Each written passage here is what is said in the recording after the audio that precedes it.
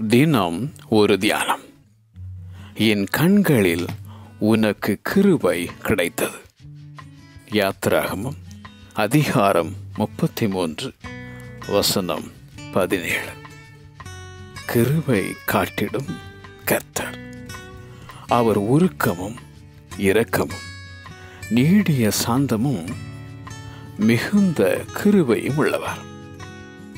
கர்த்தரின் கண்களில் கிருபை கிடைத்த நோவா.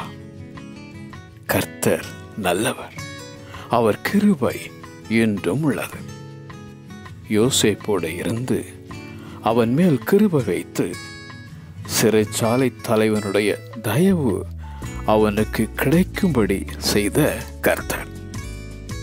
கர்த்தாவே, உமது கிருபை வான பரியந்தமும் எட்டுகிறது என பாடும் சங்கீதக்காரனாகிய தாவீது. மலைகள் விலகினாலும் பர்வதங்கள் நிலை பெயர்ந்தாலும் என் கிருபை உன்னை விட்டு விலகாது என உரைக்கும் தேவன். பயப்படாதே, நீ தேவனிடத்தில் கிருபை பெற்றாய் என மரியாளுக்கு உரைத்த தேவதூதன்.